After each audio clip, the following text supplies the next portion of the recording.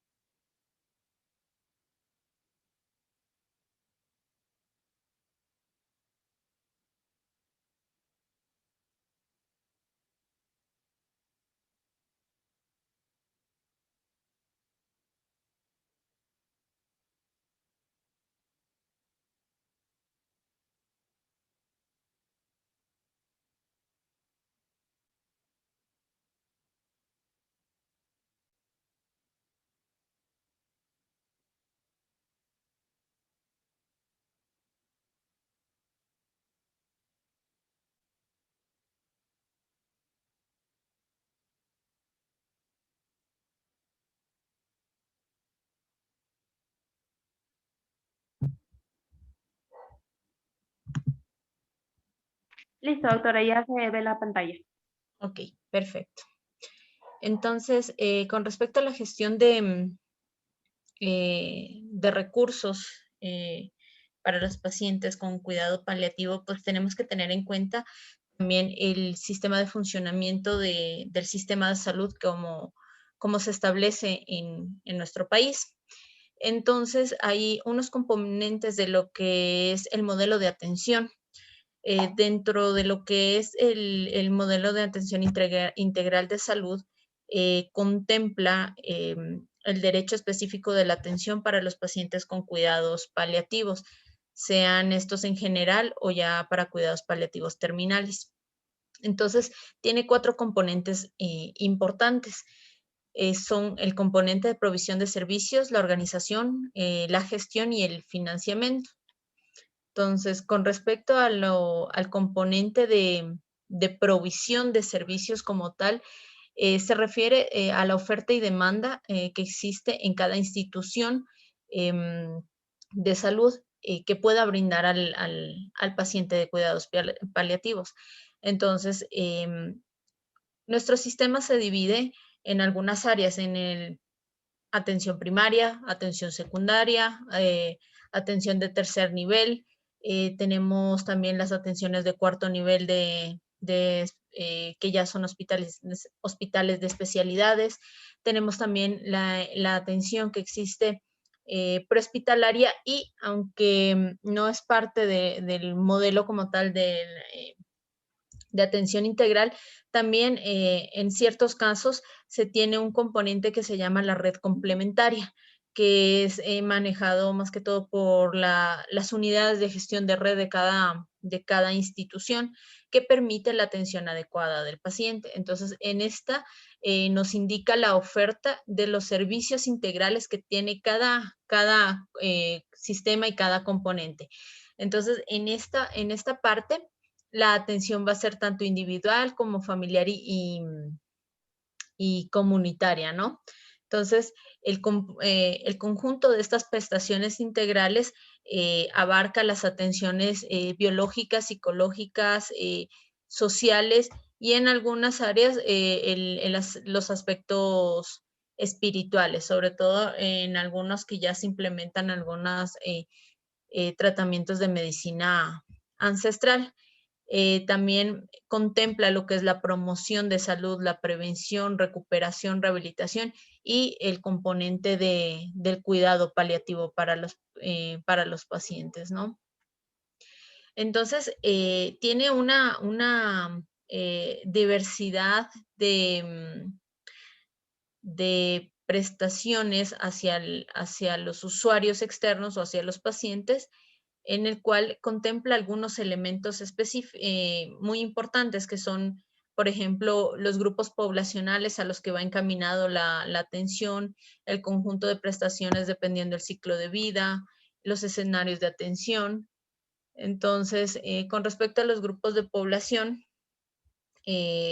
muchos adultos mayores van a requerir cuidados paliativos aunque no tengan alguna patología de base. Simplemente por tener algún síndrome de fragilidad ya les da también una necesidad o una posibilidad de requerir este tipo de atención. También los grupos que hablábamos ayer de atención prioritaria y de pacientes vulnerables. Entonces también se contempla los pacientes de cuidado paliativo en lo que son grupos vulnerables, ¿no? Para el cuidado que requieren y la atención de servicios. Como les decía el día de ayer, al pertenecer a un grupo vulnerable, las personas con cuidado paliativo son grupos que requieren atención de más atención. Entonces no pueden estar esperando al turno que normalmente se le pueda dar en un centro de salud o en un hospital, etcétera, ¿no? Deben priorizarse, por ejemplo, en esos pacientes, dar turnos extras si es que la agenda de algún médico, de algún especialista está un poco copada, ¿no? Entonces siempre es importante eso. Y depende también en el conjunto de prestación de servicios por ciclo de vida, también depende qué necesidades tiene ese paciente, aunque el paciente ya está en cuidado paliativo o en cuidado paliativo terminal, el paciente también va a requerir, dependiendo de su patología, tratamiento. Igual tiene derecho a recibir ese tratamiento que en muchas veces no les sirve para curar, pero sí sirve para disminuir las molestias que tengas de su, de su patología, ¿no? Entonces es importante tener muy en cuenta eso. Ahora, con respecto al componente de organización, ahí vamos a ver todos los que son los niveles de atención, primer nivel, segundo nivel, tercer nivel, cuarto nivel, y también lo que es la atención de emergencia y la atención prehospitalaria, ¿no? Esta también es un sistema, una organización tipo transversal, es decir, se va a requerir los servicios depende de la necesidad del paciente y al mismo tiempo es jerárquico porque depende de dónde se capte el paciente, es donde se hace la evaluación inicial, se hace la estabilización del paciente y se refiere al hospital que necesite. Ahora, se piensa muchas veces que los pacientes con cuidados paliativos, como ya tienen cuidados paliativos, no tienen que ser ingresados a una unidad hospitalaria y no necesariamente es así. A veces los pacientes están relativamente controlados su patología y si tienen alguna descompensación, pues hay que compensar al paciente para que pueda retornar a su domicilio, ¿no? Entonces, tenemos estos niveles que los vamos a ir detallando un poco más adelante de cómo funcionan estos sistemas de atención, ¿no? Que nos ayudan a la parte de prevención, promoción, tratamiento y recuperación del paciente, ¿no? Entonces, es muy importante tener en cuenta estos aspectos.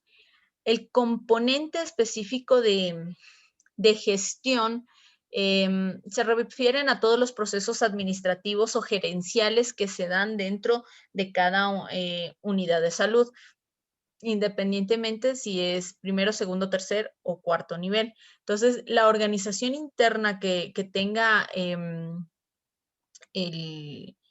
la unidad de salud para el manejo o coordinación de los procesos de atención de los pacientes de cuidado paliativo va a depender también del funcionamiento interno. A pesar de que existan normativas nacionales, reglamentos, estatutos, siempre hay una opción y en algunas normativas sí especifica dar un lineamiento específico para cada institución que nos permita adaptar esa normativa a la realidad local.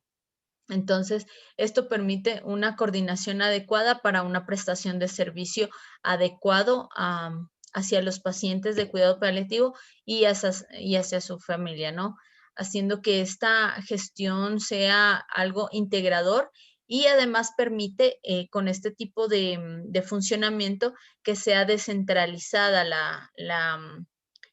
la gestión de atención de pacientes de cuidado paliativo. Es decir, que hace muchos años un paciente que requería cuidados mayores solo iba a Quito porque no tenía ningún tratamiento específico en digamos, en las provincias. Entonces, normalmente iban directamente a Quito. Ahora hay la opción de valorar a los pacientes en su localidad, ¿sí? Sea en la parte hospitalaria o de primer nivel, y dependiendo a la evaluación que recibe ese paciente, se ve si hay que referirlo o no. Entonces, nos permite descentralizar un poco esa atención y también nos permite descentralizar esa gestión. Ahora, hay muchos hospitales que trabajan por autogestión, entonces eso les permite también la atención que den a sus pacientes, generar más recursos también para continuar con las atenciones, ¿no? Como ustedes saben, en el nuevo modelo de atención y que lo especifica el Acuerdo Ministerial 091, indica que no se puede negar la atención a ningún paciente. Es decir, que si un paciente es asegurado de cualquier tipo de seguro y se acerca a una unidad asistencial del sector público, de cualquier nivel debe ser atendido. Y eso después, por medio de planillaje y de auditoría médica, se hace una recuperación de costos, lo que permite el autofinanciamiento para seguir atendiendo el resto de pacientes que no son, digámoslo así, asegurados, ¿no? Entonces es un componente bastante dinámico de atención para el paciente. Y por último, tenemos el componente ya de financiamiento que se refiere básicamente a los recursos, ¿no? A la obtención necesaria de los recursos para poder cumplir con todo, ¿no? Con la entrega, con la provisión de servicios para una adecuada gestión, ¿no?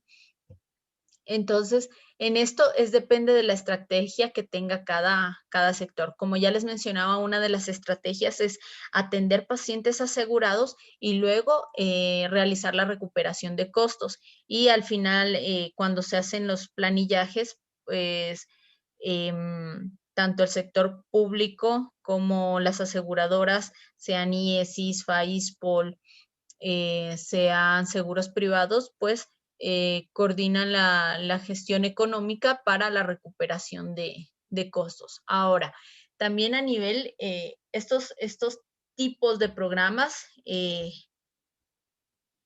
pueden ser de diferentes niveles, ¿no? Pueden ser locales o zonales, pueden ser nacionales.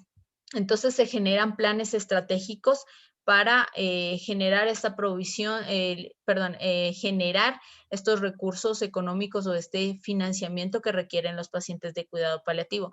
Recuerden que en ellos muchos de los medicamentos, muchos de los insumos que van a ocupar generan un gran gasto para la familia. Por ende, hay que tratar de que ese gasto, por lo menos la mayoría, sea asumido por el sector público, por el Ministerio de Salud, o que sea asumido por las aseguradoras, ya que es un costo bastante elevado, ¿no?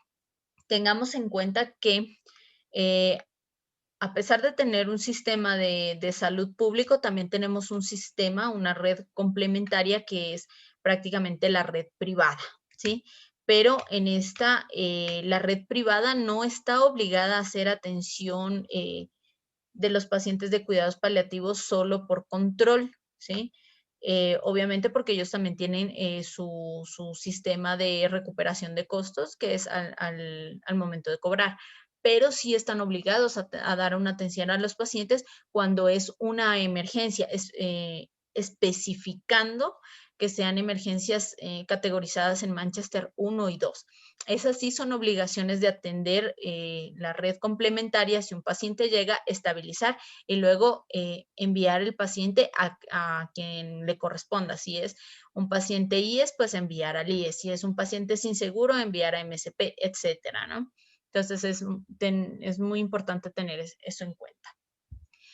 En los financiamientos también se generan proyectos de salud en convenio con otras instituciones que permiten tener ese flujo económico para solventar las necesidades económicas hospitalarias para los insumos de los pacientes. Igualmente, desde primer nivel se hace esto. Ahora, ahí hay otra cuestión. Muchos proyectos de salud, aunque se abarcan en el ámbito de el financiamiento, no son necesariamente de manera económica o como un rubro económico como tal, sino también funciona por convenios de insumos. Por ejemplo, cuando existe la donación de concentradores de oxígeno, por ejemplo. Entonces, se adquiere, digamos, esos insumos, aunque no es en dinero, pero el equipo como tal representa un rubro económico y eso facilita que se pueda dar una mejor atención a los pacientes. Entonces, ese tipo de proyectos en conjunto que se hacen también pueden ser tanto locales como zonales o nacionales, ¿no? Las prestaciones, por ejemplo, si un paciente eh, por ejemplo, específicamente hablando de pacientes oncológicos, no tenemos una institución como tal pública, digamos, que haga el tratamiento específico para estos pacientes, sino la institución que se encarga de estos pacientes es una institución privada, ¿no?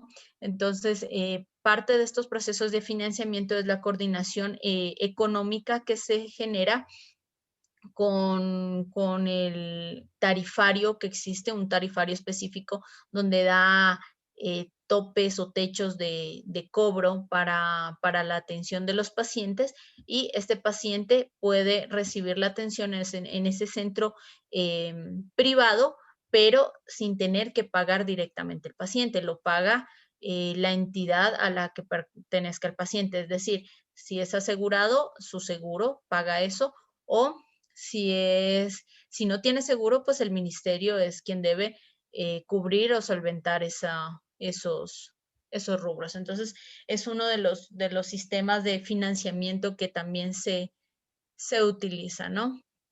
Entonces, en esto se tienen diferentes fuentes de financiamiento y sobre todo se basa mucho en los planes estratégicos que se realicen dentro de lo que es el ministerio y lo que es el régimen de prestaciones garantizadas y el plan nacional, ¿no? Esto lo avala mucho lo que es el acuerdo ministerial 091, el acuerdo ministerial 098 y lo que es el tarifario, ¿no? El acuerdo ministerial 091 indica claramente qué es cuáles son las prestaciones que se pueden brindar de cualquiera de estas unidades de salud con respecto a la parte hospitalaria, ¿no? Y el 098 especifica más a lo que es la parte de primer nivel de atención. Pero estos dos acuerdos ministeriales se basan mucho en el tarifario, ¿no? Entonces es importante tener en cuenta eso. Y con respecto también al financiamiento, por ejemplo, a veces la misma intervención que se hace de un paciente tiene mayor o menor costo dependiendo del nivel de atención en el que se haya recibido, ¿no? No es lo mismo por ejemplo, colocar una medicación X en un hospital de segundo nivel que en uno de tercer nivel. En el de tercer nivel tiene un costo mayor porque esto implica que no va a ser solo esta medicación, sino muchos otros factores añadidos a eso, ¿no? Entonces, esa es una recuperación de costos. Con respecto a los cuidados paliativos, la recuperación de costo es bastante elevada, es decir, sí se recupera bastante costos, sobre todo en los pacientes que son asegurados, ¿no? Entonces, tener muy en cuenta eso.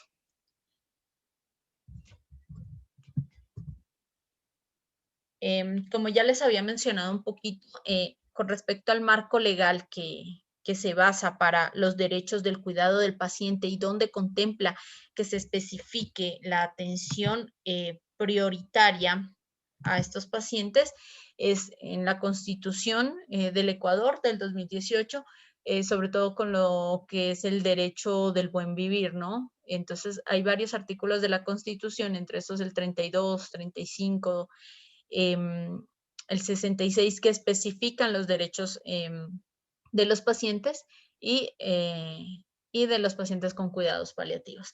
Igualmente, la Ley Orgánica del Sistema Nacional de Salud tiene varios artículos donde indica todos los derechos de atención del paciente, sobre todo para los pacientes vulnerables y prioritarios, que en este caso los pacientes de cuidado paliativo entrarían en la categoría de pacientes vulnerables, ¿no?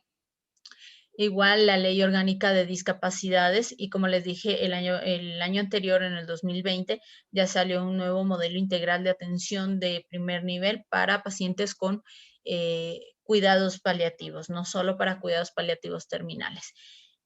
En la ley de seguridad social, tanto de las Fuerzas Armadas, de la policía, del Seguro Social Campesino, también contempla y especifica la atención, garantizar la atención a los pacientes con cuidados paliativos. También tenemos lo que es la norma técnica de derivación y financiamientos de cobertura institucional, que estaba muy relacionada con los que les decía, el acuerdo ministerial 091 y 098, que nos permite la recuperación de costos. Y no solo la recuperación de costos, sino que nos indica específicamente qué documentación va a requerir el paciente para poder acceder a los servicios de salud. Por ejemplo, en el acuerdo ministerial 091 es muy específico en que ni los familiares ni el paciente deben hacer ningún trámite, es decir, que el personal de salud que estamos laborando somos los que debemos hacer la gestión necesaria. Por ejemplo, qué sé yo, el paciente de cuidado paliativo ya se le va a enviar a la casita, necesita no solo llevar la hojita de referencia y la hojita de epicrisis, sino también necesita la copia de la cédula del paciente y del familiar que vaya a ser responsable, porque el primer nivel les facilita los tanques de oxígeno, o las recargas del oxígeno o los concentradores de oxígeno, pero ellos necesitan saber quién se va a hacer responsable de eso para poder recuperar luego ese insumo, porque es en calidad de préstamo. Entonces, esta normativa de derivación nos indica y nos especifica todos los documentos que se deben utilizar, que no debe existir demoras en la gestión de los pacientes, especialmente los que son Manchester 1 y 2 y los pacientes de cuidado paliativo, ¿no? En esta también especifican esta norma técnica con el acuerdo ministerial 4194, que se debe tener en cuenta la atención integral de los pacientes con enfermedades catastróficas, que ellos también están incluidos en los requerimientos de cuidados paliativos, ¿no? También tenemos todos los procedimientos que son para la prestación y asignación de prestadores de servicio, sobre todo cuando no se tiene algún servicio en específico que necesitan los pacientes. Entonces se hacen convenios interinstitucionales que la coordinación las hacen directamente los coordinadores zonales con algunas instituciones privadas, ¿no? Para garantizar la atención adecuada del paciente. Igual en este se contempla lo que es el Plan Nacional del Buen Vivir, la agenda social para el desarrollo social, igual los manuales operativos de la red que existen para protección social, y en estos hablan muchos de estos grupos, tanto prioritarios como grupos vulnerables, ¿no? Entonces es muy, muy importante tener en cuenta esto.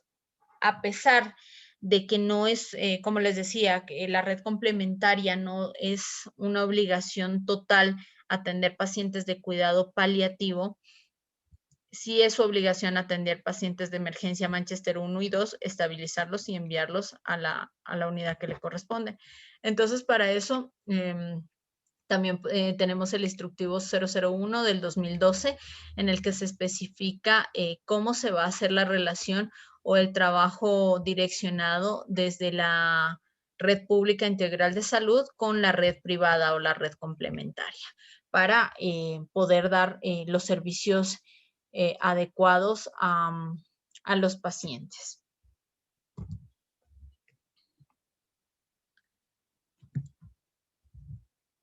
Dentro del modelo de atención tenemos los niveles de atención tanto operativos como administrativos, y estos, como ustedes ven, es lo ideal es que la captación sea en el primer nivel, ¿no? Que vamos a ver lo que son los centros de salud. Entonces, en esto también vamos a ver algunos tipos de centros de salud diferentes, depende de la categoría y del tipo de servicios que estén brindando al paciente. Igualmente, si requiere una atención tipo quirúrgica, entonces va a irse a lo que es el segundo nivel, que corresponde a lo que son hospitales generales, hospitales básicos, centros clínico-quirúrgico, especiales clínicas, ¿no? Muchas veces pacientes con patologías oncológicas que todavía no están diagnosticados, pues en este tipo de niveles, en el segundo nivel de atención, se genera la atención quirúrgica, se realizan los diagnósticos y de ahí se refieren ya para a tercer nivel o cuarto nivel para las atenciones necesarias, ¿no? En el tercer nivel ya son centros especializados, y en el cuarto nivel ya son centros de experimentación o clínicos de subespecialidad, ¿no? Entonces es importante tener en cuenta esto, el nivel operativo.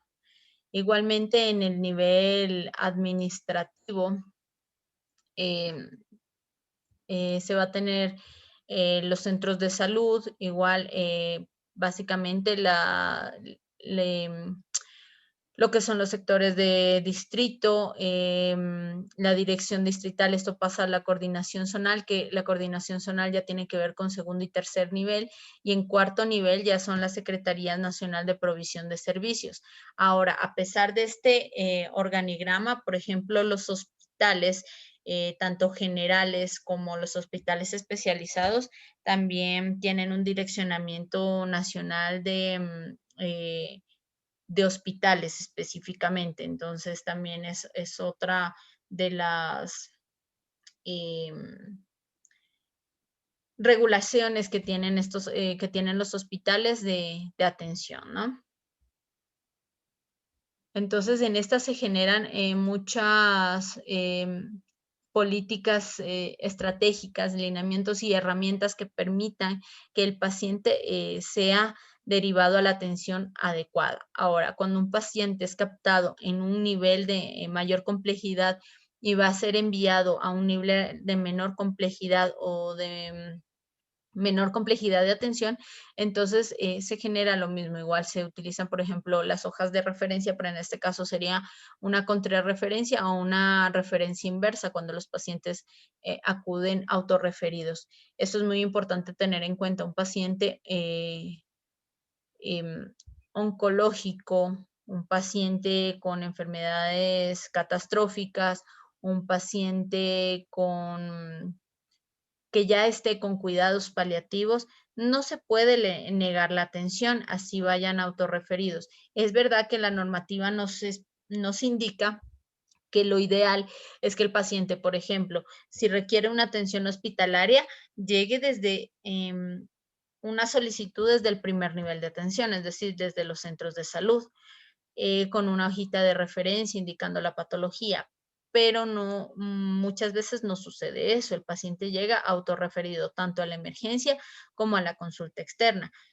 Por normativa, no se puede negar la atención, por lo menos en el sector público, ¿no? Cuando así el paciente esté estable, porque pertenece, como les digo, a lo que son grupos prioritarios, ¿no? Perdón, grupos vulnerables. Entonces, en los niveles de atención vamos a ver que la mayoría de veces estos pacientes autorreferidos van a llegar al primero, segundo y tercer nivel de atención, sobre todo cuando son emergencias. Sea de cualquier tipo de Manchester, van a llegar a este tipo de niveles de atención. Ahora, para el cuarto nivel de atención no llegan emergencias. ¿Por qué motivo? Porque estos pacientes deben ser estabilizados en el segundo y tercer nivel y luego sí referidos al cuarto nivel cuando los pacientes ya estén estabilizados, ¿no? Para que continúen con el tratamiento específico que requieren para su patología, ¿no? Entonces, es muy importante tener en cuenta esto, ¿no? Entonces, se hace una valoración de lo que es el flujo de atención para el paciente. Como les decía, a veces se malinterpreta que un paciente con cuidado paliativo ya no requiere ninguna atención en hospitalización.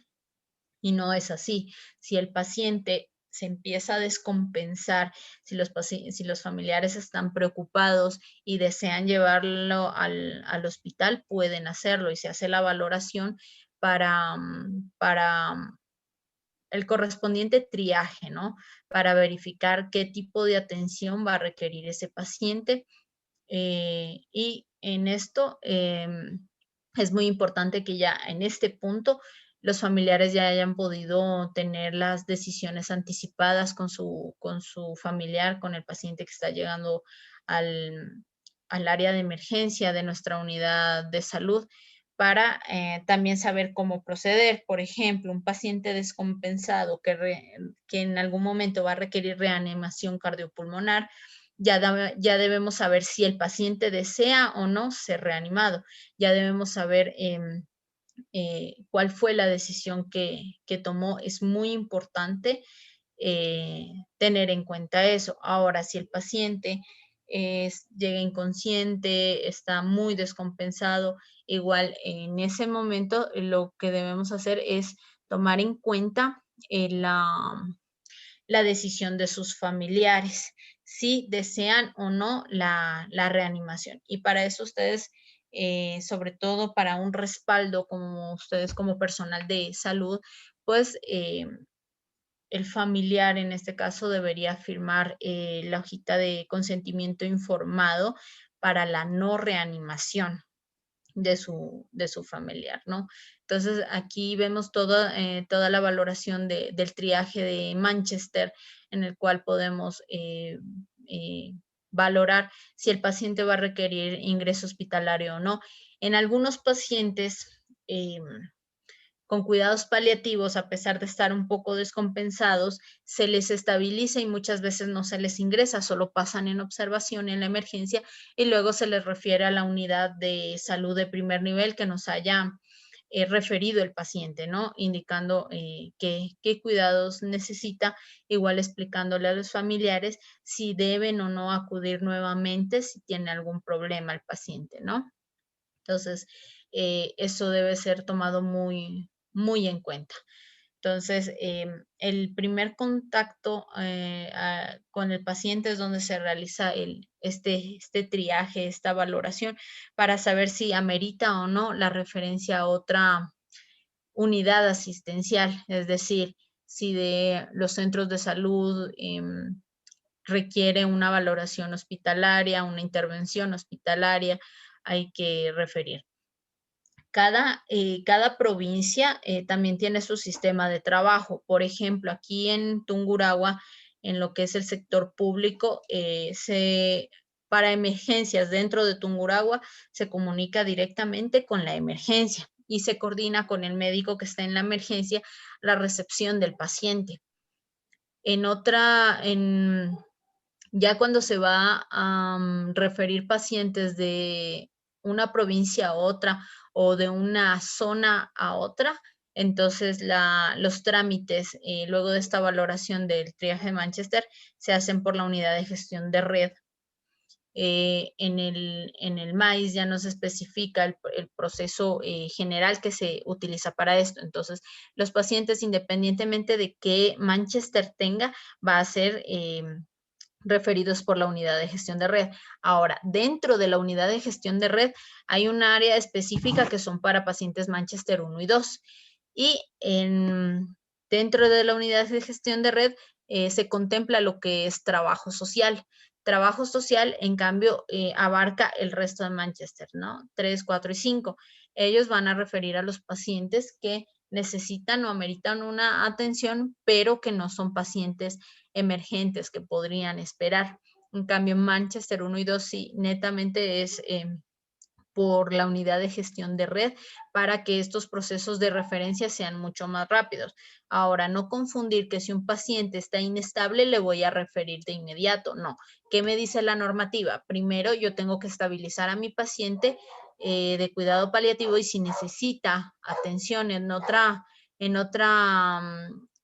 unidad, pues primero lo estabilizo y luego lo envío. No puedo mandar a un paciente inestable. Entonces es importante tener muy, muy en cuenta de eso. Ahora, sí es verdad que nos piden mucha documentación a veces para las referencias de nuestros pacientes, pero es importante realizar esta gestión porque es un verificable de qué paciente va a recibir la atención y qué tipo de atención va a recibir este paciente.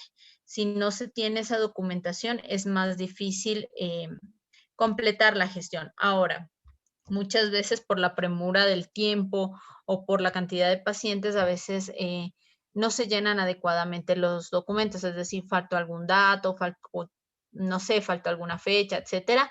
Se pide las correcciones de los documentos, pero aún así se envían los documentos así no estén corregidos. ¿Por qué motivo?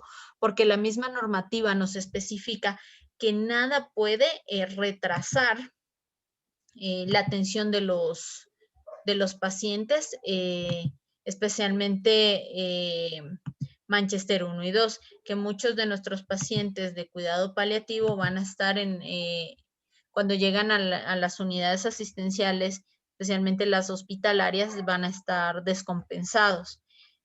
Cuando llegan directamente al área de emergencia. Entonces, muchos de ellos van a ser Manchester 1 y 2. Entonces, en estos pacientes no se puede retrasar la atención.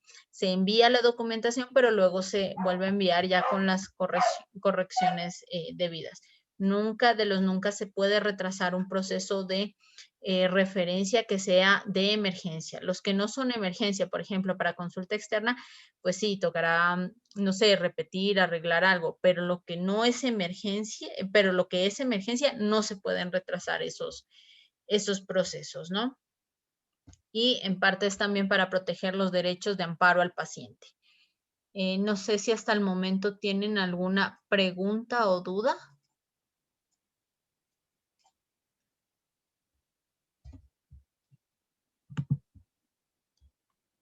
Bueno, sí, por el momento no hay dudas. Vamos a tomar un receso de 15 minutos. De todas formas, pueden dejarme en el chat alguna duda, alguna pregunta y yo la iré contestando poco a poco o si no, cuando retomemos la charla. Con respecto a los niveles de organización que existe dentro del modelo de atención integral de salud, existe el primer nivel de atención, que esto contempla lo que son centros de salud tipo A, tipo B, tipo C, y es el nivel más cercano a la población, ¿no? Es el que tiene más un contacto más directo con la comunidad para solventar sus necesidades básicas, ¿no? Entonces, es una atención dirigida o brindada tanto al individuo como a su grupo familiar y a su comunidad. Entonces, más o menos el 85% de las molestias o dificultades o patologías de los pacientes se atienden en el primer nivel de atención, se pueden resolver de manera eh, ambulatoria porque no son de mayor complejidad. Este primer nivel de atención debe garantizar la referencia o la derivación adecuada de estos pacientes a las unidades de mayor complejidad de atención en dependencia de lo que requiere el paciente, ¿no? Entonces, cada unidad debe ser muy consciente de qué capacidad resolutiva tiene y qué servicios son los que brindan, ¿no? Entonces, dentro del primer nivel de atención, tenemos tanto los puestos de salud, los consultorios generales, los centros de salud tipo A, tipo B y tipo C, ¿no? Entonces, ellos se basan, todos estos niveles de atención se basan a lo que es a la Autoridad Sanitaria Nacional, lo que es el Sistema Nacional de Salud y Ministerio de Salud, ¿no? Lo que va a generar que exista una disponibilidad de recursos y de servicios inmediatos para el paciente de cuidado paliativo. Como les mencionaba el día de ayer, hay medicación o solicitudes que pueden realizar los médicos familiares sin necesidad de que el paciente requiera una atención hospitalaria. Por ejemplo, la medicación, algunos psicotrópicos los pueden ya recetar los médicos familiares y solo retiran en los hospitales. Eso en dependencia de los convenios que tengan cada institución. Por ejemplo, aquí en lo que es Tungurahua, cuando solo es específicamente medicación de segundo nivel que esté autorizado un médico familiar en solicitarla, pueden mandar solo con la receta al paciente y ya si obviamente si está dentro del stock del hospital, pues se les proporciona ese tipo de medicamentos, ¿no? Esto eh, de por sí evita que los pacientes tengan gastos innecesarios, como recordamos. El cuidado paliativo requiere de un gasto económico bastante fuerte, tanto para el paciente como para su familia, ¿no?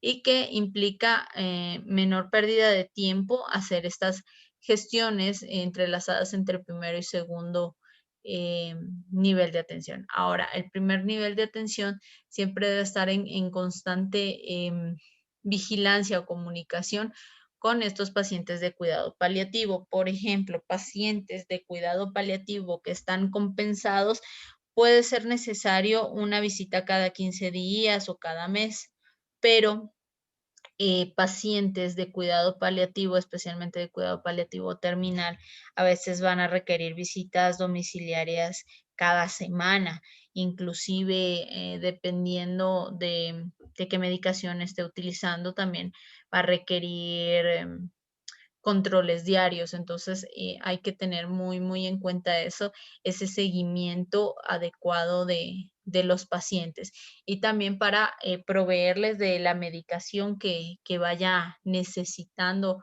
estos pacientes, ¿no? Los establecimientos de primer nivel de atención, específicamente los tipos C, ellos sí trabajan 24/7, ¿sí? 24 horas, los 7 días de la semana, 365 días. Entonces deben tener su área de servicio con un triaje adecuado para la valoración de pacientes, para atención de pacientes Manchester 1, 2 y 3, y tener un área de observación para poder tener a los pacientes que van a ser referidos a una unidad de mayor complejidad de atención, es decir, una unidad hospitalaria, especialmente para esos pacientes. Pueden ser algunos Manchester 3 o los Manchester, los Manchester 1 y 2, ¿sí? Entonces es muy importante tener estas áreas de emergencia equipadas.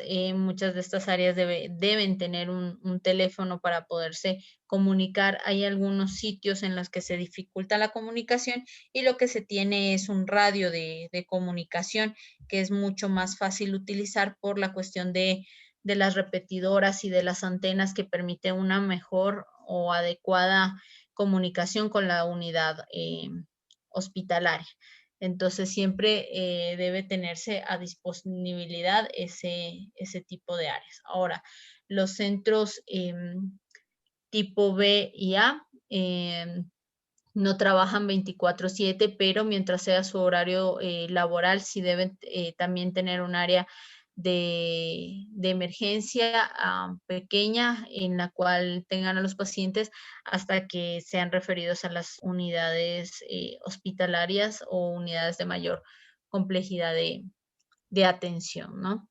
Entonces es muy importante tener en cuenta esas disponibilidades que debe tener las unidades de primer nivel. Ahora, los insumos que muchas veces se ocupan en estas unidades son, por ejemplo, pañales, medicación para el dolor, suplementos nutricionales, vitaminas.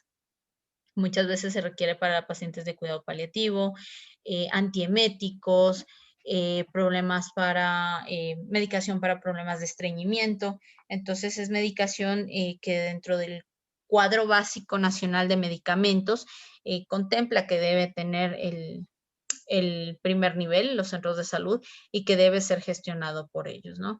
Entonces es muy, muy importante tener a disponibilidad toda la medicación que tenemos. Ahora, dentro de la captación que se hace a nivel de extramural, que es uno de los trabajos que se hace desde primer nivel, se debe colocar este tipo de pacientes de cuidado paliativo en los mapas parlantes. Entonces, en estos mapas parlantes también podemos identificar qué necesidad tiene ese paciente para ubicarlo de mejor manera y para tener un control más adecuado de cuándo debo ir al domicilio de ese paciente, qué tipo de medicación debería entregarse al paciente que va a necesitar, ¿no? Entonces es muy importante tener en cuenta eso. Tenemos ahora un engranaje con lo que es segundo nivel. Lo ideal es que de primer nivel el paciente pase a segundo nivel. Entonces, el segundo nivel básicamente comprende todas las acciones y servicios de atención ambulatoria especializada y aquellas atenciones que requieren hospitalización. Entonces es un escalón intermedio, un enlace con el primer nivel de atención. Entonces, estas pueden requerir, por ejemplo, atenciones de cirugía ambulatoria o u hospitalización del día, ¿sí? Entonces, básicamente este grado de complejidad apoya al primer nivel en las patologías que no puede resolver primer nivel por el tipo de cartera de servicio que tiene primer nivel de atención. Entonces, en estas unidades de segundo nivel, sí se va a dar una atención continua al paciente, es decir, 24/7 y utilizando tecnologías sanitarias de mayor complejidad, ¿no?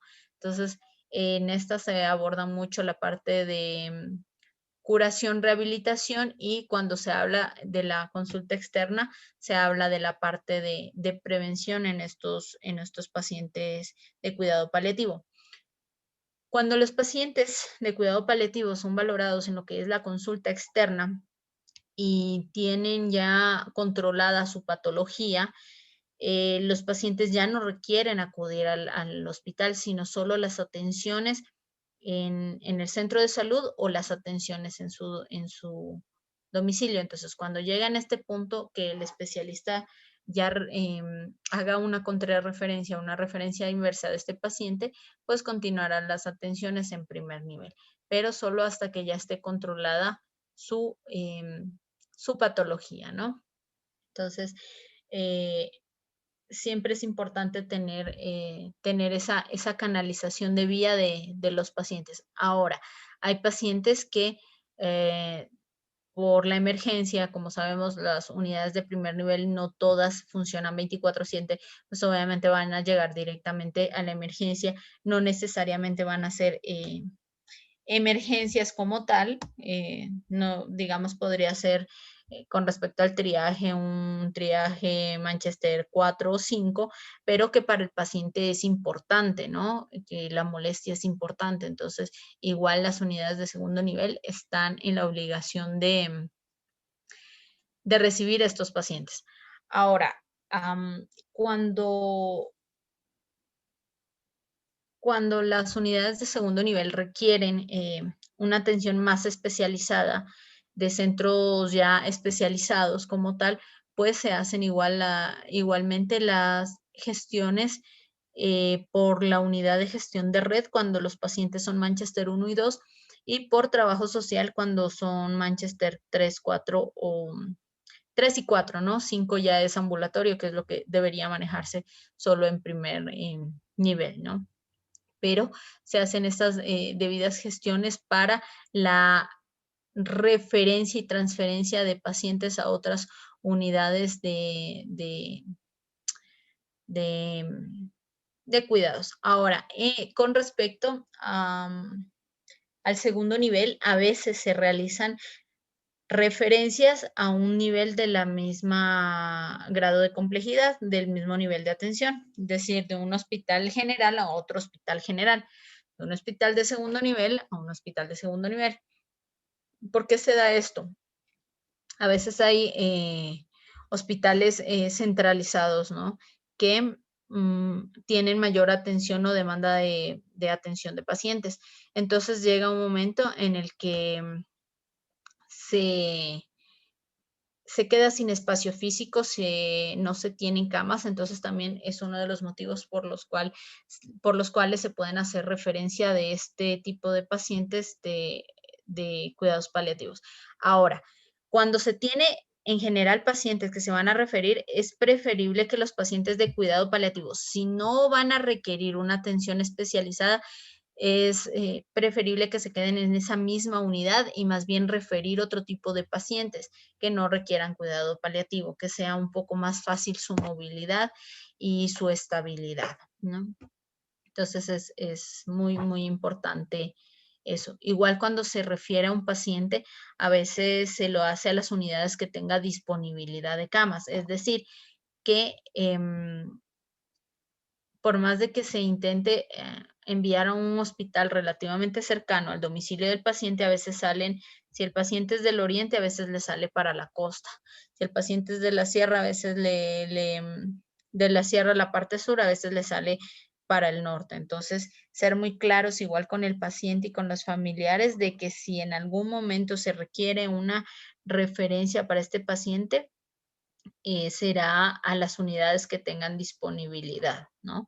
Cuando es por falta de espacio físico, pero cuando específicamente por una patología, sí hay que esperar solo de las unidades especializadas, ¿no?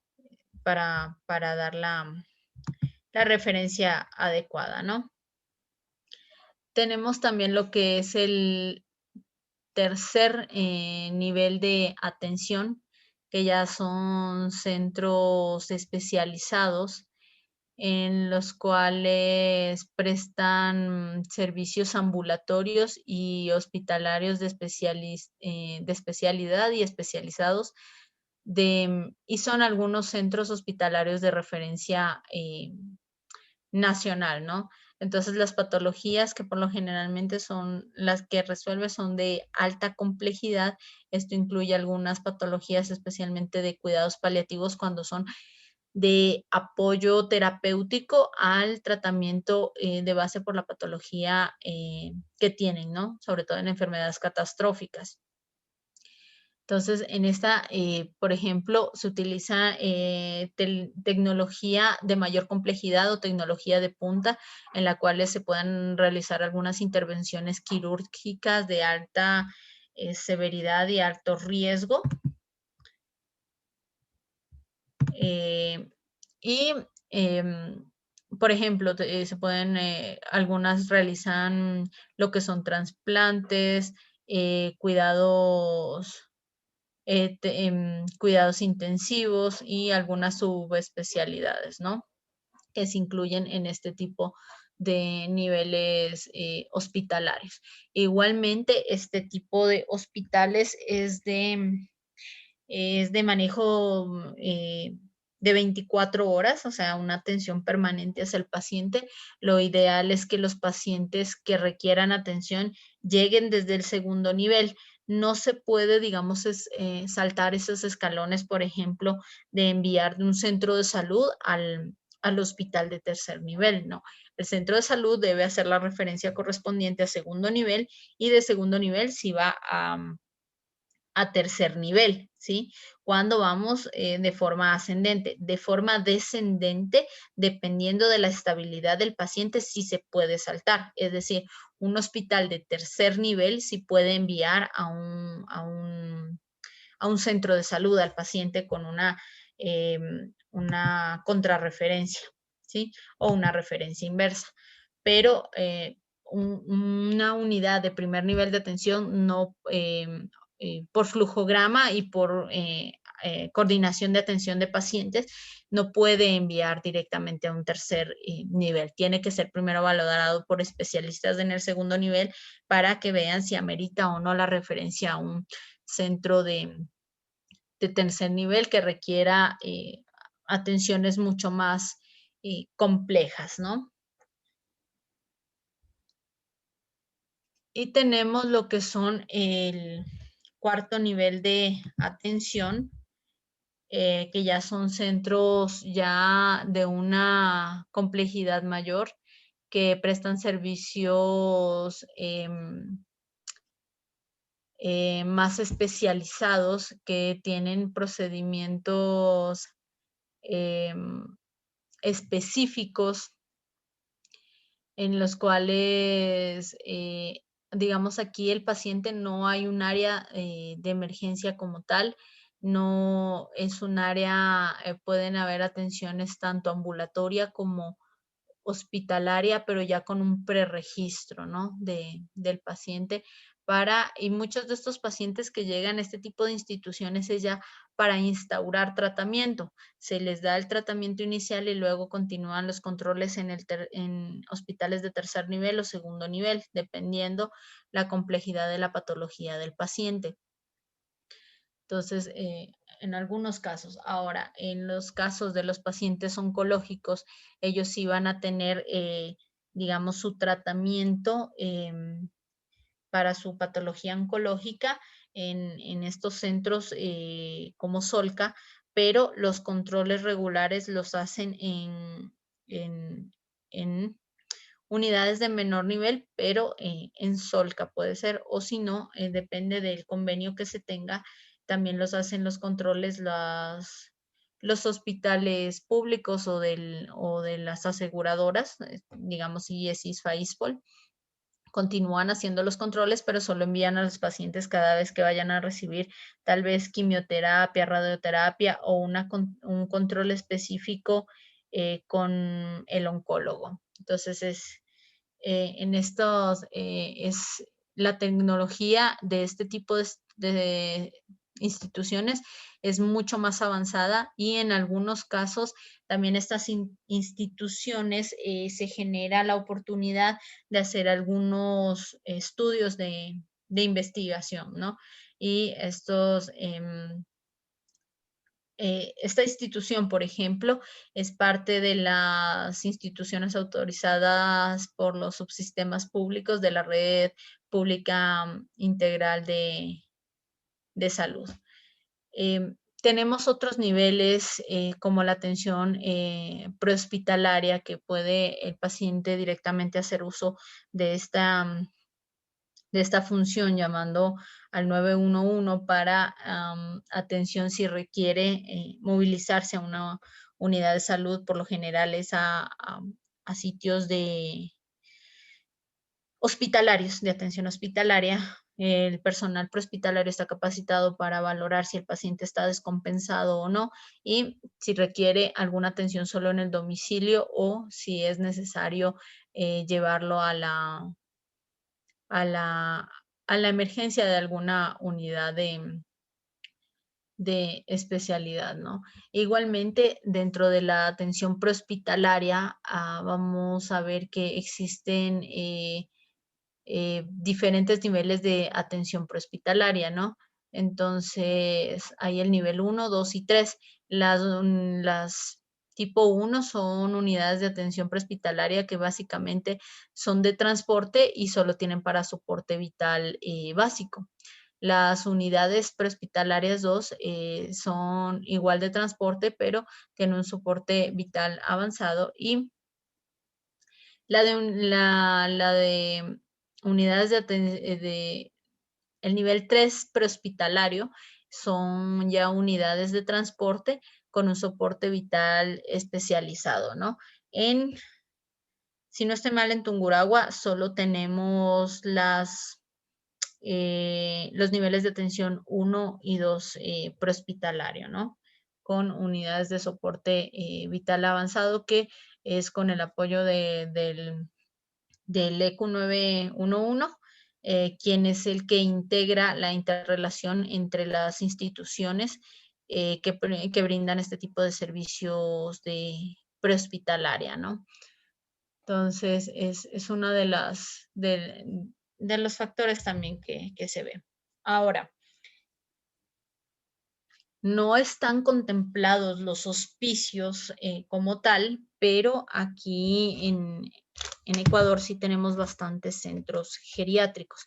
No centros hospicios como tal, porque los centros hospicios son centros en los que se van a generar atención de cuidados paliativos. Entonces, eso quiere decir que no solo van a ser pacientes geriátricos, sino todos los pacientes con patologías catastróficas o con patologías crónicas o pacientes, y incluyendo los pacientes geriátricos.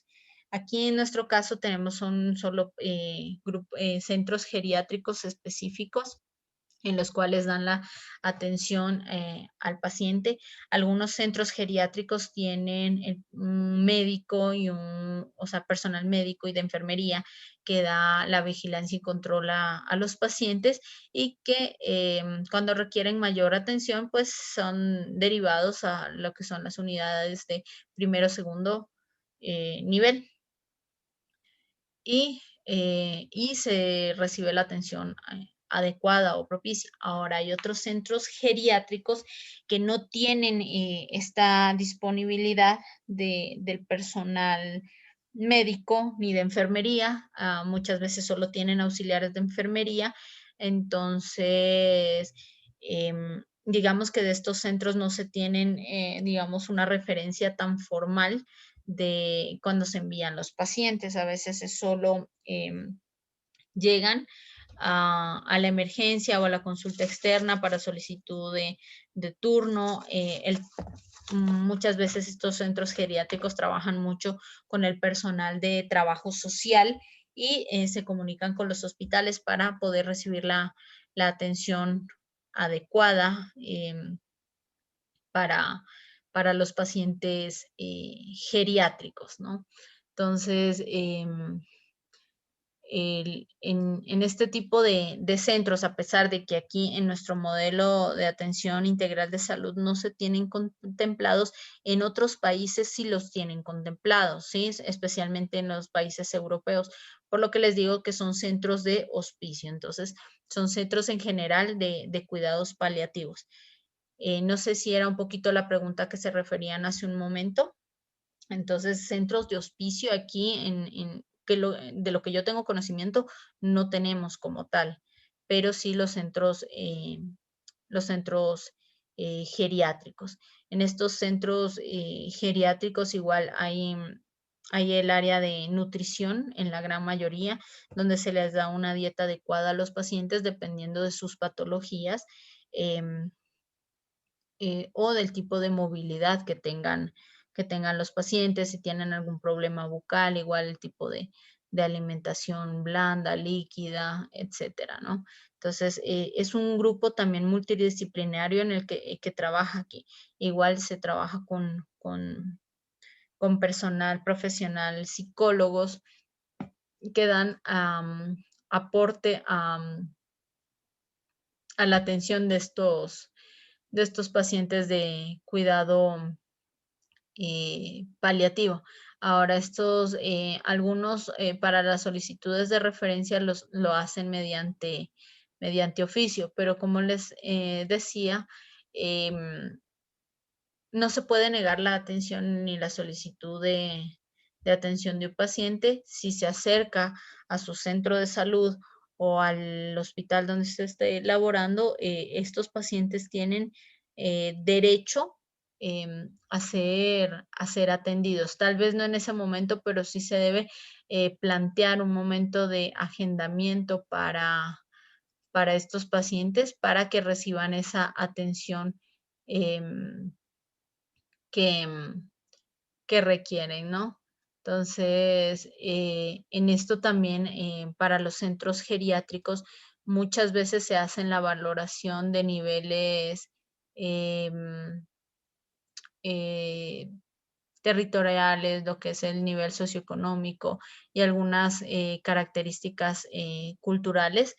No está tan estandarizado, pero sí se hacen la valoración si requiere o no la atención en el centro geriátrico. Hay algunos centros geriátricos que simplemente es cuando los familiares ya no pueden atender al paciente y pues los dejan en estos sitios y pues los reciben. Pero hay otros centros que sí son un poquito más detallistas con esto, viendo la necesidad del paciente, si realmente va a ser un beneficio mayor el hecho de tener al paciente en, en el centro geriátrico o si no, o si no va a ser beneficioso para el paciente y sus familiares, ¿no? Entonces, igual va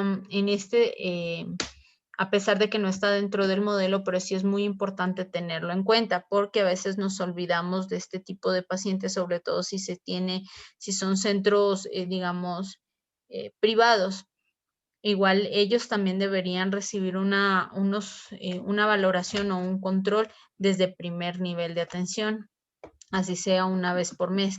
Acudir a este tipo de casas de reposo, que en algunos sitios lo llaman así, casas de reposo, y hacer las valoraciones de estos pacientes. De cierta forma, es un poco más fácil porque tenemos un grupo focalizado que por lo general va a tener, digamos, algunas características en común que nos va a permitir realizar de manera más sencilla y adecuada lo que es el tratamiento individual y grupal, ¿sí?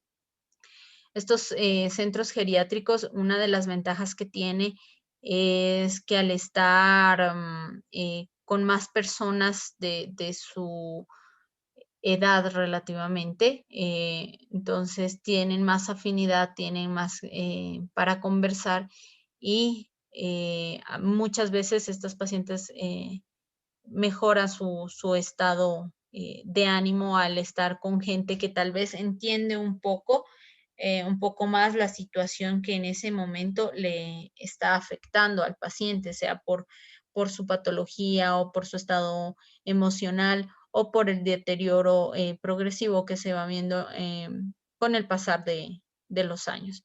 Entonces,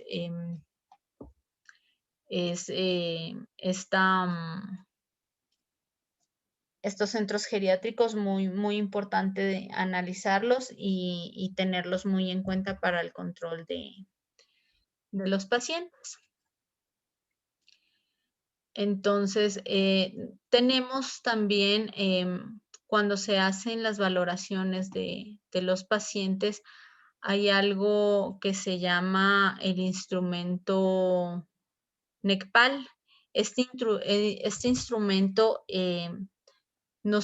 es una estrategia que nos sirve para valorar las necesidades de los pacientes que van a necesitar cuidados paliativos. Entonces, es una herramienta básica que se debería utilizar para la atención de nuestros pacientes de cuidado paliativo para analizar si requieren o no este cuidado paliativo, ¿no? Entonces, esta va a tener algunos aspectos importantes, ¿no? Entonces, en esta vamos a ver que van a existir algunas preguntas que nos van a ayudar a analizar si este paciente va a requerir o no va a requerir cuidados paliativos. Entonces, es una estrategia que se puede implementar en cualquiera de los niveles de atención, pero específicamente se utilizan más en el primer y segundo nivel de atención.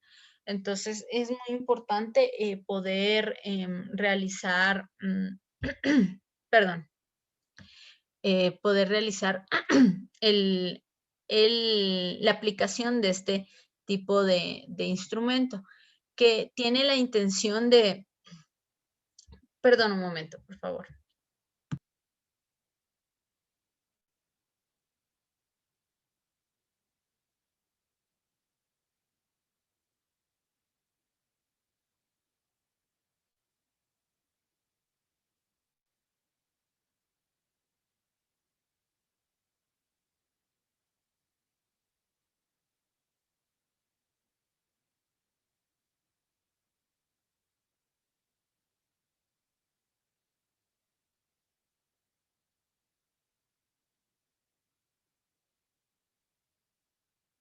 Mil disculpas por la interrupción.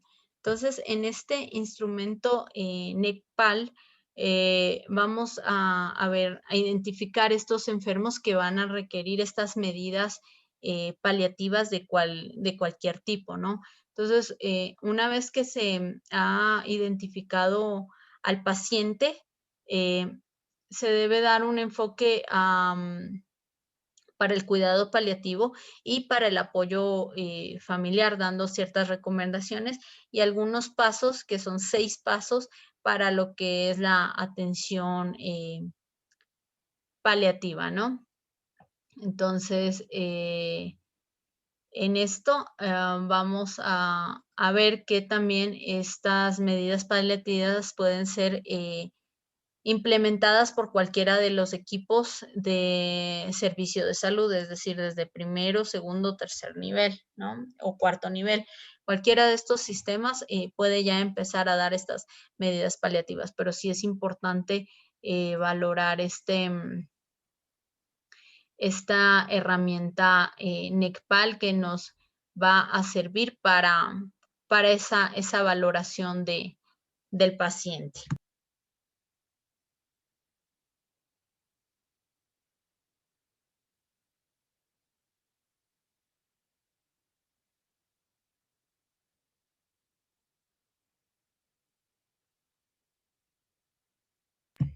Entonces, esta herramienta no hay, o este instrumento no nos va a no nos va a ayudar, digamos, a dar un pronóstico del paciente, ¿no? Entonces, no la vamos a utilizar para saber si el paciente tiene una buena sobrevida o no, sino más bien para analizar si el paciente va a requerir o no va a requerir este cuidado paliativo, ¿no? Igual, tampoco va a ser necesario para contraindicar, por ejemplo, algunas medidas de control que se puedan tener, ¿no? Igual, como les decía, en algunos de los pacientes se utiliza mucho lo que es la medicina ancestral, no necesariamente va a negar este tratamiento de, de que requiera o que desee el paciente, ¿no? Entonces es muy importante tener en cuenta esto. Ahora, tampoco nos va a dar, digamos, como que criterios definidos para una atención específica, ¿no? Recuerden que los pacientes de cuidados paliativos es un conglomerado que tiene diversas patologías, entonces no necesariamente vamos a, a utilizarlo, ¿no? Como para un criterio definido, es solo para darnos la idea de qué se requiere con este paciente, ¿no? Ahora, y tampoco la vamos a utilizar, digamos, para rechazar, como les decía, rechazar algunas medidas terapéuticas que requieran los pacientes, ¿no? Entonces, es importante tener en cuenta eso. Este tipo de instrumento NECPAL lo vamos a utilizar con varios, se puede utilizar, digamos, con varios pacientes, ¿no? Entonces, como les decía, no confundir los cuidados paliativos con los cuidados paliativos terminales, es decir, no solo los pacientes geriátricos van a recibir este tipo de atención. Entonces, entonces, por ende, para la valoración de un paciente, si requiere o no esta atención, se puede aplicar, por ejemplo, para pacientes con patologías oncológicas, por ejemplo, para enfermedades crónicas, como por ejemplo una enfermedad pulmonar crónica, también para enfermedades cardíacas crónicas. Entonces, este instrumento se puede utilizar en cualquier momento, ¿no? Ya, igualmente cuando hay, por ejemplo, patologías neurológicas crónicas, incluyendo lo que es accidente cerebrovascular, por ejemplo, lo que es el Parkinson o enfermedades de la motoneurona que afecten bastante el estado del paciente, se va a poder aplicar este tipo de instrumento, ¿no?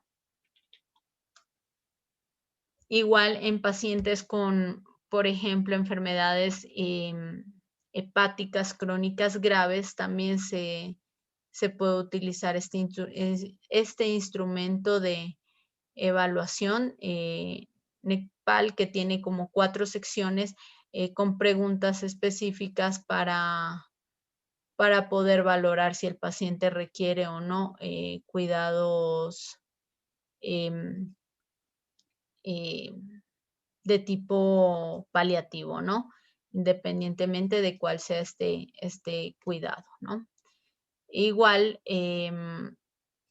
tenemos también que, por ejemplo, enfermedades renales crónicas graves, también en este tipo de pacientes se puede utilizar este tipo de evaluación del, del instrumento NECPAL, y que se puede aplicar para este tipo de pacientes. Otro tipo de pacientes que van a requerir este tipo de, perdón, este tipo de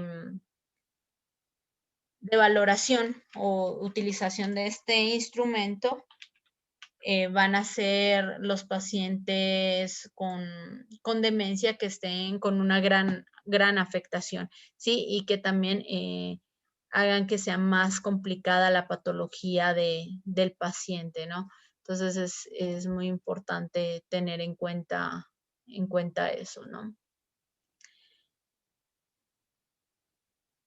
Ahora, también a los pacientes geriátricos, como eso ya lo habíamos visto, igual, sobre todo por su fragilidad, es que se puede utilizar este tipo de instrumento NECPAL.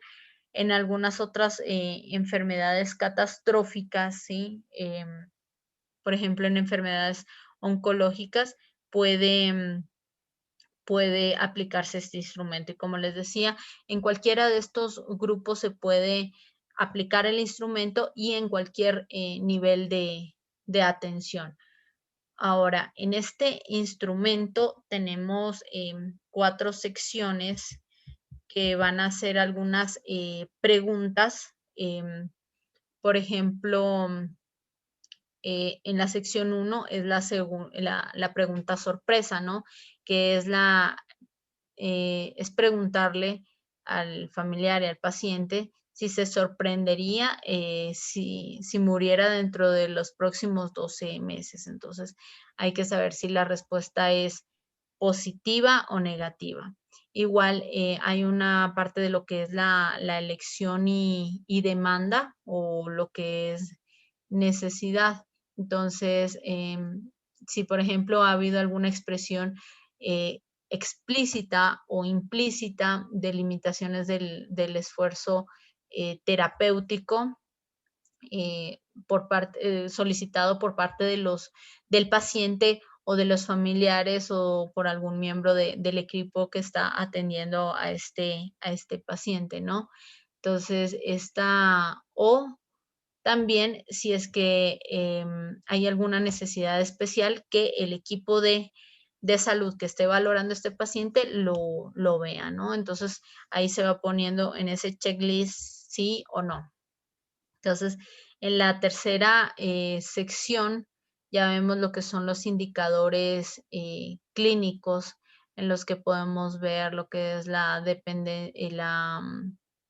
el declive nutricional, si hay pérdida o no pérdida de peso mayor del 10%, si existe un declive funcional, si hay alguna alteración de su movilidad normal en un 30%, si hay algún deterioro de su función cognitiva, si es evidente o no. Entonces también hay que valorar eso. Igual si hay dependencia del paciente, si la hay o no, si hay algunos síndromes geriátricos o de fragilidad, hay que valorar, por ejemplo, si ha tenido riesgos de caídas, problemas con úlceras por presión de manera continua, sobre todo las grado 3 y 4, si ha habido disfagia, delirium o algunas infecciones a repetición. También si este tipo de molestias son persistentes o si se han repetido más de 2 veces, entonces igual es importante tenerlo muy en cuenta, ¿no? Y marcar si es un sí o un no, si no hay algún problema, ¿no? Igual si hay síntomas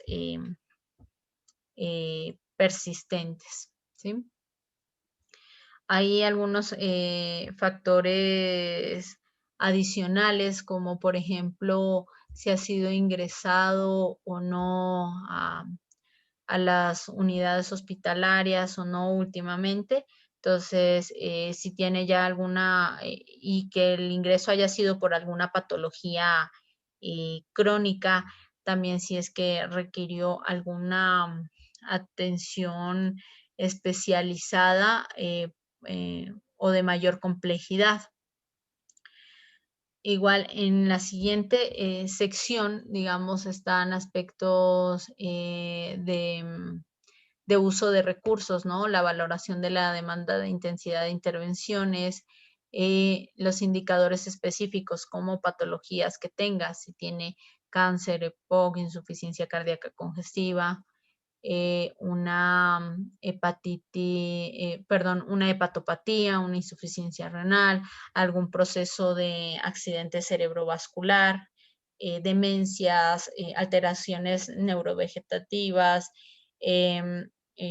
algunos problemas degenerativos, SIDA y cualquier otra enfermedad avanzada o catastrófica que pueda valorarse dentro del paciente, ¿no? Entonces, en este punto, estos pacientes van a requerir mucha atención, ¿no? Entonces, no sé si hasta el momento hay alguna pregunta.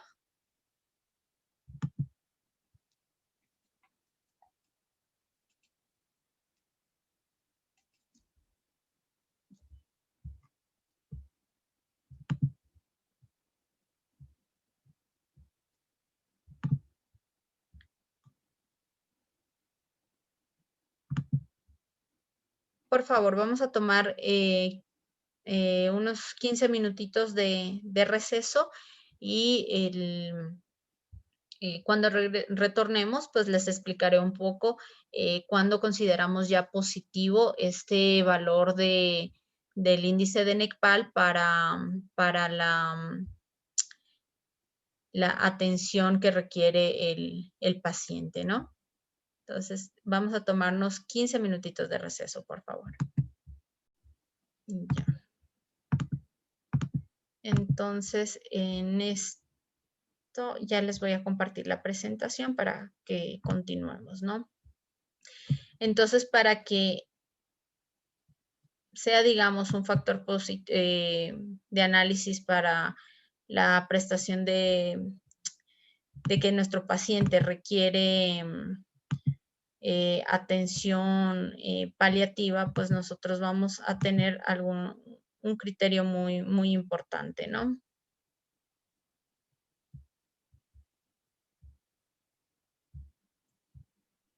Espérenme. No se puede visualizar.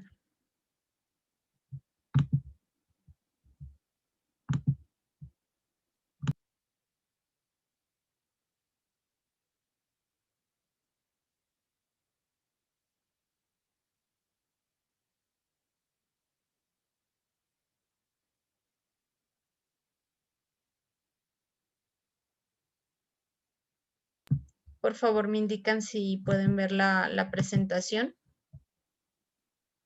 Sí, doctora, sí a la hora de visualizar. Ya, entonces, esta pregunta sorpresa que ya habíamos visto, la pregunta número 1, que nos indicaba si le sorprendería o no que el paciente muriese en los próximos 12 meses, si es la respuesta es negativa, es decir, que no le sorprende, ya nos da un criterio de que ese paciente va a requerir cuidado paliativo. Pero a más de eso, debe tener también al menos otra respuesta dentro de los ítems 2, 3 y 4, que eran los de elección de demanda, indicadores clínicos y los indicadores clínicos específicos de severidad, en la cual exista una respuesta positiva. O sea, en alguna de ellas, como ustedes ven en el instrumento, que sea positiva. Entonces, eso ya nos da el criterio de que el paciente va a requerir cuidado paliativo. Entonces, en estos criterios es importante tener en cuenta que van a haber unos pasos de lo que es la atención paliativa. Entonces, en esto se recomiendan son algunas recomendaciones básicas para la atención de este tipo de pacientes, que primero debe identificarse las necesidades multidisciplinares del paciente, ¿no? Es decir, en todas sus esferas, digamos, para los especialistas que va a requerir dependiendo a todas las patologías, porque muchos de los pacientes de cuidado paliativo no solo tienen una patología, sino tienen varias comorbilidades. Entonces, hay que ver qué especialistas necesita, qué tipo de atención necesita. Igual, que se aplique todo lo que es el modelo de atención integral de salud. Por ejemplo, se elaboran planes terapéuticos multidimensionales y sistemáticos para los cuidados paliativos. Em, Se debe identificar igual las preferencias del paciente, tanto para su comodidad como para qué tratamiento desea recibir y sobre todo por la cuestión ética para la planificación de decisiones anticipadas, ¿no? Que tenga la capacidad del paciente de tomar su propia decisión, ¿no? Igual en esto es involucrar a la familia y al cuidador en todo este proceso del paciente de cuidado paliativo y realizar seguimientos o atenciones continuas o atenciones urgentes si el paciente las requiriera, ¿no? Ahora, aparte, bueno, el instrumento NECPAL es uno de los instrumentos básicos de manejo del paciente, ¿no? Que se utiliza para indicar si requiere o no cuidados paliativos. Pero también hay otro tipo de escalas de valoración. Por ejemplo, la escala ESAS, que es un sistema de evaluación de síntomas eh, o escala Edmond, que también se conoce. Entonces, es una escala numérica del 0 al 10 para saber, por ejemplo, de los síntomas más relevantes o que por lo general suceden en la mayoría de los pacientes de cuidado paliativo. Entonces, se valora tanto el dolor, cansancio, náuseas, la depresión, la ansiedad, la somnolencia, el apetito, el bienestar, bueno, la percepción que tiene el paciente, si hay falta de aire o la dificultad para dormir. Entonces, estos síntomas se valoran de 0 a 10. 0 sin molestia, sin dolor, sin cansancio, etcétera. Y hasta el 10 como un máximo de la sintomatología, es decir, un dolor máximo, un cansancio máximo, una máxima depresión, ya no hay apetito, hay un malestar general intenso, falta mucho el aire, hay dificultades para dormir. Entonces, este tipo de escala Edmond se puede valorar también, por ejemplo, cada 24, 48 horas y a las semanas, ¿no? Para tener una valoración de la evolución del paciente, a ver si hay un deterioro pronunciado o si hay una estabilidad de nuestro paciente. Igual tenemos la escala PAP Score, que es para el pronóstico, es una escala de pronóstico paliativo. Entonces, vemos algunos ítems que se valora si hay disnea, si es presente 1 punto, si es ausente 0 puntos. Igual si hay anorexia, se va dando la escala de valoración. Igual la estimación clínica por semanas, los índices de laboratorio, específicamente hablando de los leucocitos totales. También hay una parte de valoración de los linfocitos en el cual existe las categorías A, B y C. Entonces, depende de la puntuación que se tenga en esta categoría, van a ver el grupo A con una probabilidad de vivir de sobrevivir a los 30 días mayor del 70%, el grupo B que tiene una probabilidad de vida de 30 al 70%, y el grupo C que tiene menos del 30% de probabilidad de sobrevivir en 30 días, ¿no? Estas escalas de valoración yo voy a enviar a Saga esta noche para que se las envíen a ustedes y ustedes las puedan revisar, y son básicamente las escalas que se utilizan para igual los cuidados paliativos, ¿no? Hay otra escala de valoración funcional que, bueno, es un poquito difícil de pronunciar, es Karnofsky. Entonces, esta escala de valoración funcional lo que permite es poder conocer la capacidad del paciente para realizar sus actividades cotidianas, a ver qué tan dependiente o independiente es, ¿no? Entonces, este va a ser un elemento predictor de mortalidad, sobre todo en patologías oncológicas. Se puede utilizar en cualquier paciente que requiera cuidado paliativo, pero va a ser de gran utilidad en pacientes con patologías oncológicas, ¿no? Un índice de 50 o menos indica que es un factor de riesgo. Entonces, en el puntaje, el puntaje 100 es normal porque no hay ninguna queja, no hay indicios de enfermedad. 90 cuando las actividades son normales, pero hay algunos signos leves de enfermedades. Y en el 80 vamos a ver que hay un cierto esfuerzo físico, pero todavía es algo manejable, ¿no? En el 70, la escala 70, el paciente sí es capaz de cuidarse, pero no es capaz de llevar todas las tareas que normalmente llevaba a cabo, ¿no? Dentro del hogar o dentro de su trabajo.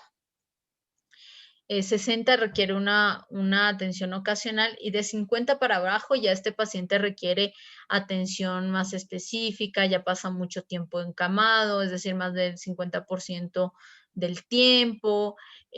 Su limitación en movilidad es bastante evidente, bastante notoria, siempre necesita un soporte para su transporte, o pueden llegar a un momento de un encamamiento completo y ya al punto de considerarse ya en la valoración 10 como moribundo, y obviamente 0 ya cuando falleció el paciente, ¿no?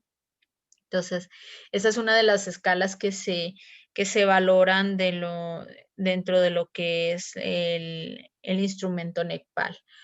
Otra de las tablas que se valora, o de las escalas, es la escala de Bartel, que son las actividades básicas diarias.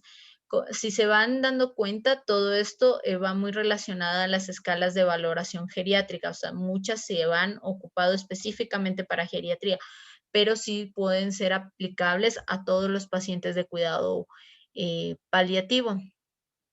Entonces, en esta se van a evaluar, por ejemplo, en esta escala de Bartel, se va a ver lo que es la capacidad funcional, el grado de deterioro, la monitorización, y que nos permite hacer planes de cuidados y de rehabilitación para el paciente.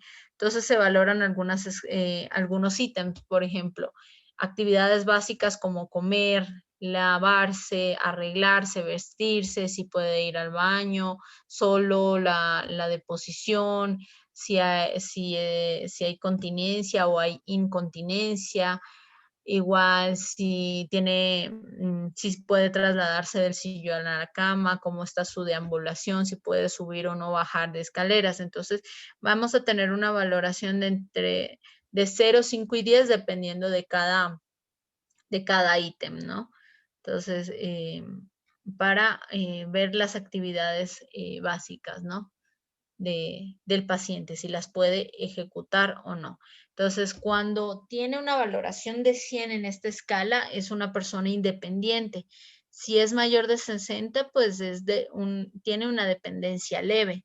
Si es de 55 a 40, pues es un paciente que tiene una dependencia moderada, ¿no? Y menor de 35 a 20 ya la dependencia es severa y menor de 20 la calificación ya es una dependencia eh, total, ¿no? Entonces, esas básicamente son las escalas de valoración que se utilizan a nivel de Ecuador. Ahora, con el modelo de cuidado paliativo también se ha tomado, como les mencionaba en la clase de ayer, se ha tomado mucho los modelos españoles de atención de cuidado paliativo. Entonces, por ejemplo, se utiliza también una escala de los cuidados paliativos que utiliza España. Por ejemplo, es un pequeño cuestionario ya resumido con algunos ítems que, que se pueden utilizar en el paciente oncológico, ¿no? Entonces, en esta se valora, por ejemplo, se ponen los datos del paciente, en qué servicio está, su fecha de nacimiento, la fecha en que se hizo la valoración. Entonces, hay preguntas básicas, ¿no? Que igual se valoran del 0 al 4. Entonces, al paciente se le pregunta si ha tenido algún dolor en los últimos 3 días, si ha presentado alguna sintomatología como náuseas, tos, estreñimiento, que le afecte de manera importante o no, entonces se van anotando eso.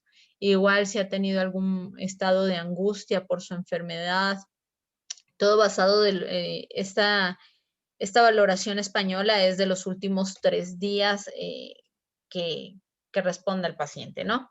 Igual si algún familiar o allegado ha estado angustiado por el paciente, qué información, si el paciente considera que la información que se le haya dado es completa o no, igual para los familiares, ¿sí? También preguntar o valorar si el paciente ha podido hablar con sus familiares o amigos de su enfermedad o de cómo se siente, que si igual si la percepción de nuestro paciente es si vale la pena o no vale la pena vivir, si tiene algún sentido consigo mismo, si cree que si ha llegado a ese punto de tener una estabilidad, ¿no? Igual, em, valorar cuánto tiempo el paciente cree que ha perdido por estar enfermo por estos tratamientos de los cuidados, ¿no? Igual si ha tenido algunos inconvenientes personales, digamos, como problemas económicos a causa de la enfermedad. Entonces es una escala española que se puede utilizar, ¿no? Igual la escala EVA para el dolor, que es una escala visual analógica. Entonces en esta nos permite evaluar de cierta forma, de una forma relativamente objetiva o numérica, la intensidad del dolor que sienten estos pacientes. Recuerden que cada paciente su umbral del dolor es diferente, ¿no? Hay personas,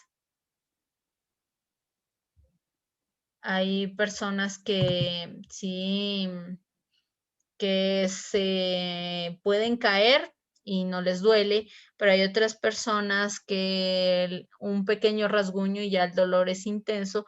Y en estos pacientes muchas veces la sensibilidad está un poco alterada y puede ser o su umbral del dolor sube o su umbral del dolor baja. Entonces es importante valorar esta escala visual analógica de intensidad del dolor, ¿no?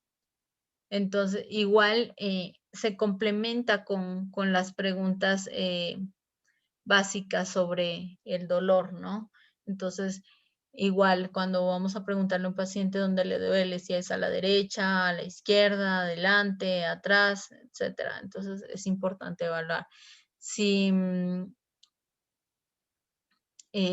igual aquí ya se complementa la escala EVA, si el dolor qué tan intenso es. Igualmente, si el dolor después de una semana ha mejorado o no. Igual, si el dolor se ha ido a alguna parte o no. Entonces, todas estas valoraciones son muy importantes. Entonces, también hay que analizar qué cosas alivian el dolor de paciente. No sé, tal vez algún cambio de posición o tal vez el hecho de dormir un poco más. O tal vez estar sentado o estar de pie o caminar un poco o qué es lo que le puede aliviar el dolor. También de todo eso, qué es lo que puede empeorar el dolor. Por ejemplo, estar mucho tiempo de pie, qué medicación y tratamientos están en ese momento tomando el paciente y si ha sentido alivio o no con el tratamiento eh, que tiene, ¿no? Igual hay que valorar mucho la parte del dolor, sobre todo si la medicación que se le está proporcionando al paciente está funcionando en ese paciente. Entonces, hay que ver, digamos, de lo que se toma la medicación, al cuánto tiempo siente el efecto de mejoría o de alivio de dolor y también al cuánto tiempo empieza a retomar nuevamente ese dolor, ¿no?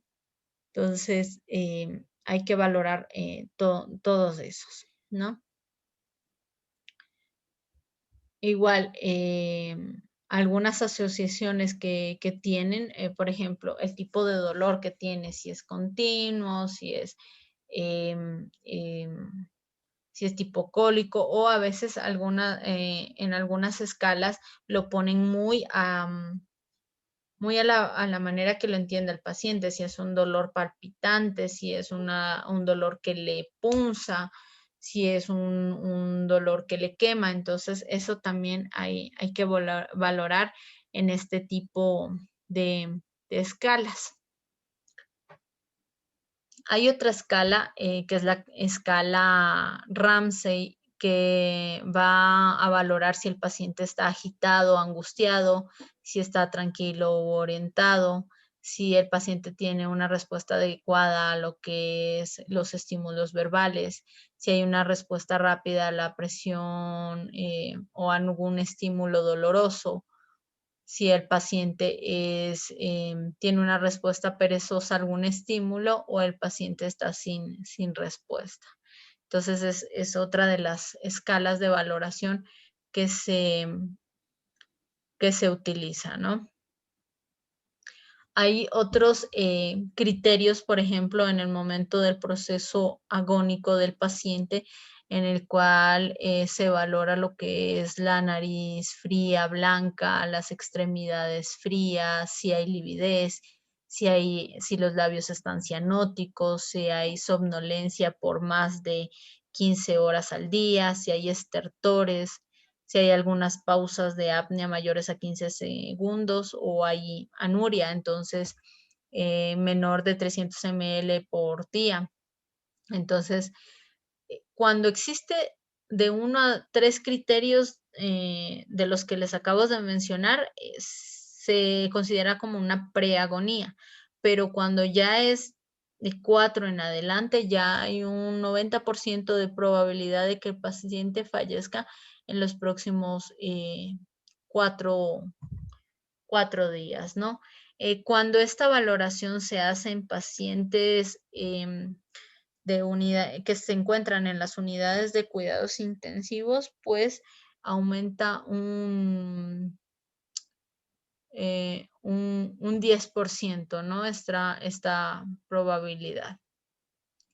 Entonces, también igual, como les había mencionado, pues hay un protocolo para etapas, para las malas noticias. Entonces, este protocolo se llama Pugman y en este ustedes van a ver la manera adecuada o el momento adecuado de cuándo dar una mala noticia, que es básicamente la primera etapa, ¿no? Saber también a qué familiar se le puede dar la noticia que tal vez esté emocionalmente un poco más estable, ¿sí? Entonces es importante saber eso, ¿no?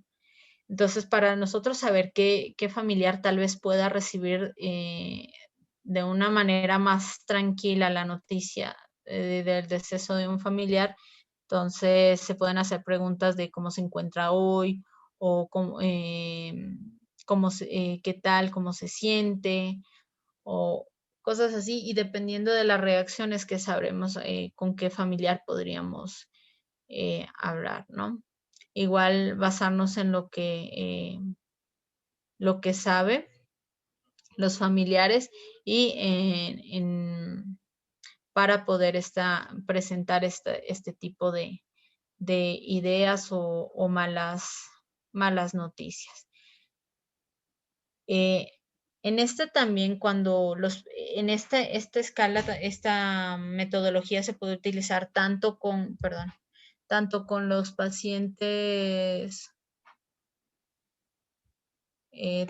tanto con los pacientes como los familiares. Entonces, en la segunda etapa igual también se puede tomar en cuenta al paciente para indicarle, ¿no? De este proceso, de esa fase final de su vida. Igual hay una tercera etapa para conocer que el paciente qué requiere saber, ¿sí? ¿Qué necesita saber? ¿Qué quiere saber el paciente, ¿no? Entonces es importante dar la información lo más completa posible, ¿no?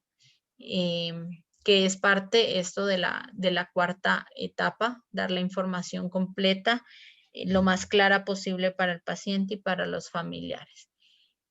La quinta etapa es la escucha empática sobre qué es lo que le está afectando al paciente y a los familiares sobre la patología que ya están conociendo o sobre ese proceso de etapa final de vida. Y la sexta etapa es facilitar el seguimiento y el apoyo para una planificación y seguimiento apropiado, ¿no? El profesional debe ser muy claro con el paciente y con los familiares de que deben tener ya las decisiones tomadas muy en claro, muy en cuenta, para que puedan continuar con ese proceso, ¿no? También hay que indicarle, por ejemplo, en los pacientes que solo tienen cuidados paliativos para apoyos de tratamiento curativo, que también existe una posibilidad del fallecimiento, ¿no? Que a pesar de que se den muchos esfuerzos por dar un tratamiento curativo que en otros casos, en otros pacientes sí ha dado resultado, pues también hay el riesgo de que en ese paciente pueda que no tenga los resultados esperados. Entonces hay que ser muy, muy claros con la información de estos procesos, ¿no? Entonces, siempre hay que analizar las entrevistas que se realicen con los familiares y los pacientes, que sepan cuáles son las ventajas y desventajas, qué aspectos como tal podemos ayudarlos como profesionales, indicarles que en algún momento van a requerir tal vez una referencia a otra unidad asistencial, por tanto, pues se le hará el seguimiento y se le dará el tratamiento específico que requiera y que necesite. Entonces, ser muy, muy claros en esas estrategias. También tener estrategias de apoyo emocional y sobre todo con apoyo de otros profesionales de salud, por ejemplo, psicología y psiquiatría, que son un pilar fundamental en lo que es el manejo de los pacientes de de cuidados paliativos, ¿no? Igualmente, depende de la patología del paciente, las especialidades que requiera para su atención adecuada y su atención especializada, ¿no? Entonces, es muy importante manejar todas estas escalas de valoración para poder dar una mejor atención al paciente, para ver en qué grado de fragilidad también está, qué requerimientos son los más necesarios, cuál es la sintomatología que más le afecta o que más le molesta al paciente. Como les digo, muchas veces el síntoma más común o el que prevalece es el dolor, pero no necesariamente va a ser en todos los pacientes. Puede ser que en otros pacientes sea las náuseas, el vómito, o en otros pacientes sea el estreñimiento o la diarrea por algunos de los tratamientos que están recibiendo. Entonces, es importante todas estas escalas de valoración para poder dar una mejor atención, ¿no? Entonces, no sé si en este momento tienen alguna pregunta o alguna duda.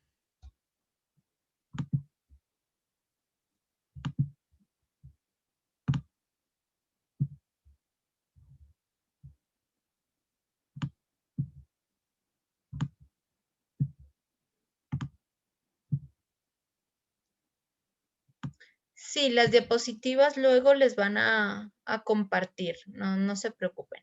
Igual las escalas de valoración que les comento, se las voy a enviar en un solo archivo que es parte igual del protocolo de la guía de práctica clínica de cuidados paliativos, pero les voy a enviar específicamente las escalas de valoración que son bastante utilizadas a nivel de lo que es cuidado paliativo.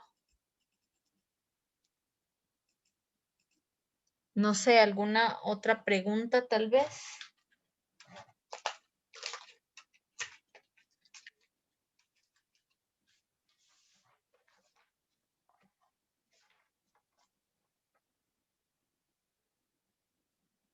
Sí, sí, se puede utilizar las mismas escalas. Bueno, en algunas sí pueden haber unas variantes, pero en general sí se pueden utilizar las mismas escalas para las valoraciones pediátricas. Recuerden que los instrumentos que yo les acabo de mencionar son instrumentos para valoración de cuidado paliativo, no para valoración de pacientes geriátricos. Entonces, las escalas de valoración geriátrica sí se basan mucho en estas escalas de valoración de cuidado paliativo. Entonces, hay que tener en cuenta eso.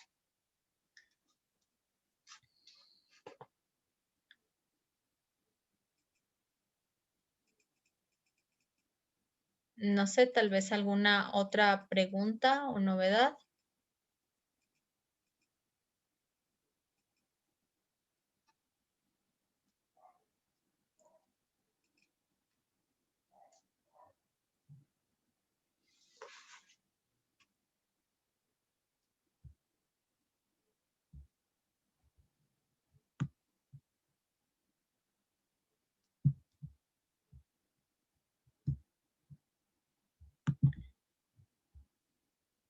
Les agradezco por su participación el día de hoy. Si no hay tal vez ninguna duda adicional o alguna pregunta, por favor que me la hagan llegar en este momento. Igualmente, todo el sistema de salud pues está enfocado mucho a los grupos vulnerables y prioritarios y pues obviamente en estos están enfocados lo que son los pacientes de cuidado paliativo, ¿no? Entonces, y igualmente en lo que es el MAIS, en lo que son los acuerdos ministeriales 091 y 098, sí se especifican los ítems de cuidado paliativo. Por ejemplo, en el acuerdo ministerial 091 sí especifica que hay atenciones que no son parte del sistema de salud, como las atenciones estéticas, por ejemplo, pero las atenciones de cuidado paliativas todas sí están dispuestas para la atención de la red integral de salud pública o si no, también con la red complementaria.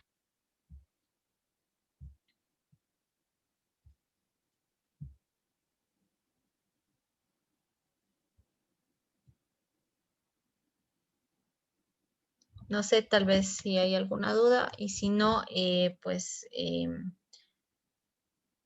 tendríamos el día de mañana creo que van a tener una capacitación con otro profesional y el día viernes estaríamos viéndonos nuevamente nosotros con otro tema específico de cuidados paliativos, ¿no? Si no, no sé, tal vez alguna actividad adicional que tengan. No, doctora, si no contamos con preguntas por parte de los participantes, nosotros no tenemos ninguna actividad y podríamos dar por finalizada la capacitación del día de hoy. Les agradezco a todos y pasen buena noche. Muchas gracias a usted, doctora, por su excelente intervención del día de hoy. Buenas noches con todos y nos vemos el día de mañana en la capacitación.